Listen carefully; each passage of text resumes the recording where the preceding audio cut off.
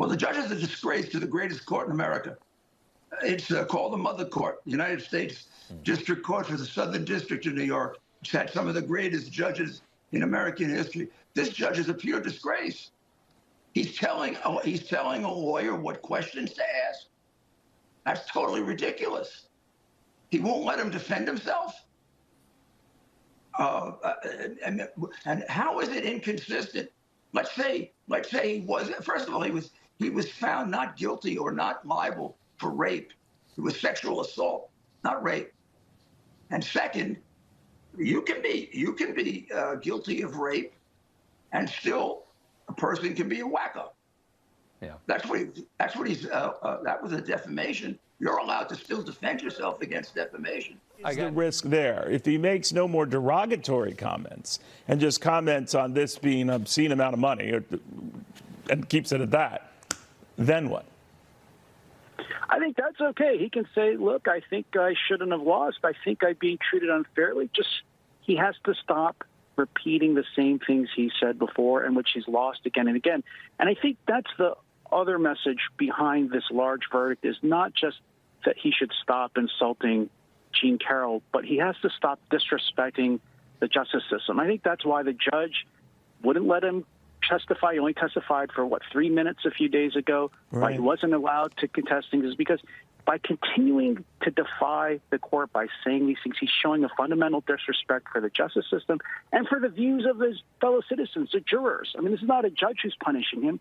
This is a randomly selected jury of his peers. Southern border. Is this a border deal done in the Senate? McConnell, Yeah, we reporting from yes. Jake. Speaking of things that are over, reporting from Jake Sherman late today that McConnell is told a closed meeting of Senate Republicans, maybe you were there, that the politics of the border has flipped for Republicans and cast doubt on linking Ukraine and the border. Well, we know two things. Number one, it's dead on arrival. Number two, the Democrats prefer the issue than any solution. Never forget that on any issue impacting marginal people, they go with problem, not with solution.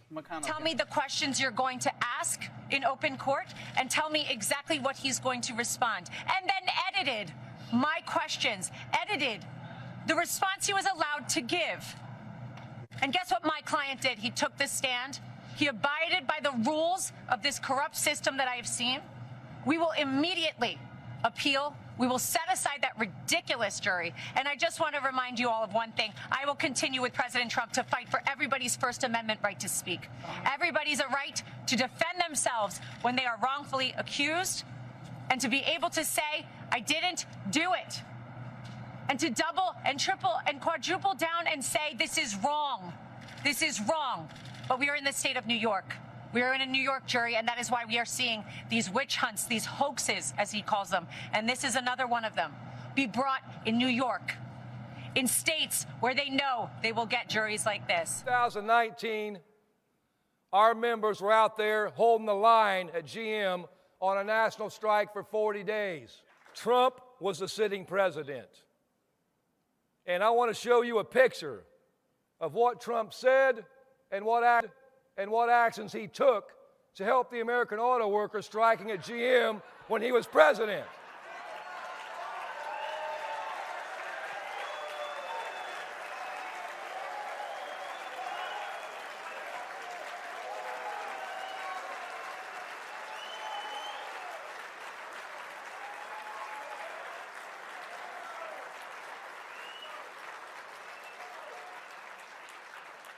He said nothing. He did nothing, not a damn thing, because he doesn't care about the American worker. You know, I mean, let's look at the last 48 hours, Dana. I mean, first of all, you had election night. Trump gets on stage. He throws an absolute temper tantrum talking about revenge, but he says nothing about the American people, nothing about what he's going to do about the wasteful spending that he encouraged and allowed the Republicans and Democrats to do in his term. He said nothing about how he's going to secure the border and what he's going to do different that he didn't do when he was president before. He said nothing about how he's going to prevent war. Then he goes and says that he's going to ban anyone from MAGA that donates to me. Think about that. That's a president who's supposed to serve every person in America, and you're deciding that you're going to have a club and actually ban people from being in and out of your club. And then he goes and encourages the members of the RNC and tries to push them into saying that he's the nominee in the race. I mean, they got so much pushback that he had to backtrack from it. I mean, he's totally unhinged. But at the end of the day, our focus is still on the American people. Are you sure that it was... To my dad, all anyone wants is just a fair shot. Just a fair shot. An even shot to be able to make it. That's what my economic plan is all about. That's what the UAW is all about. That's what your battle has been about. The days of working people being dealt out of the deal are over in this country as long as I'm president. Working people are going to get their fair share. You've earned it. You fought for it. And you deserve it. So today I want to say to all of you, thank you. Thank you. I could not be more proud or more honored that you've chosen to stand with me. For all the progress we made together, you're the real hero. I mean, I want to make it clear, you're the heroes of the story. Here's why I say this. This was actually a fairly good night for Joe Biden. When you look at our voter analysis, only 10% said, I would not vote for Joe Biden if he's the nominee. He won a plurality of voters who said he was too old. He won a majority of voters who are upset about the Gaza war. So the divides in the Democrat Party, and this is a small sample size, but perhaps aren't as stark as one would think. But when you look at the Republican Party, 7 in 10 Nikki Haley voters said, I would not vote for Trump. There was a Des Moines Register poll, 43% said, no, I wouldn't vote for Trump. If I'm Trump, I sit back and I exclusively focus on the general election. I take the posture of a presumptive nominee. I focus on number one, uniting the party, and number two, winning the independents, which Nikki Haley won 55 to 39%. That's what I would do. Nikki Haley, I mean, the closest margin is 30% in the states ahead. For all intents and purposes, he's the presumptive nominee. You know, in the 2015... And in 2008, 2009, the economic recession, Donald Trump blamed the workers for what was wrong with these companies.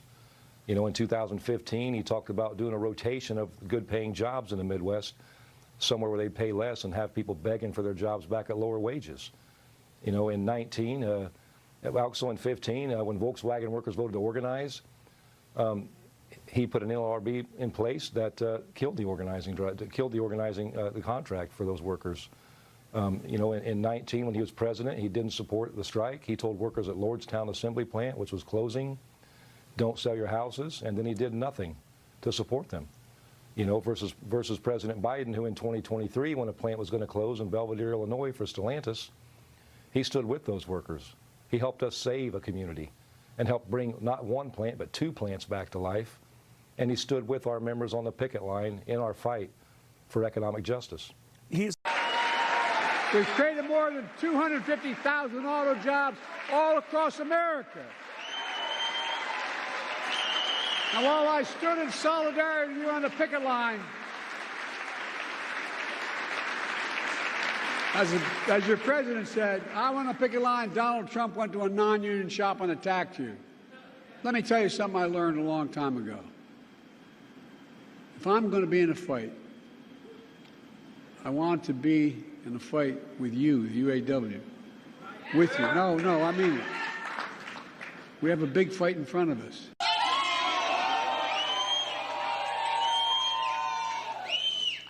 With Donald Trump, Republicans have lost almost every competitive election. We lost the Senate. We lost the House. We lost the White House. We lost in 2018, we lost in 2020, and we lost in 2022. The worst kept secret in politics is how badly the Democrats want to run against Donald Trump. Trump's a loser! He's a loser! Let's just take one of the issues you just raised, debt. Donald Trump, during his presidency, the national debt went up $8 trillion. What makes you think he would do anything about that? Well, I think we look at different parties and what we stand for. I think the conservative movement is about controlling debt. You're right. We did a horrible job I hold our party accountable. When we had control of the Senate, the House, and the presidency, we didn't do a good job of that. That was my biggest concern and criticism of that administration. I addressed this. That's why I backed DeSantis at first. I thought he took the debt the most seriously. But I think for sure, Trump takes debt way more seriously than Biden does. I think he's learned his lessons. I think he's definitely the conservative in this race, and I think he's going to do a better job on controlling debt than the Democrats would for sure. There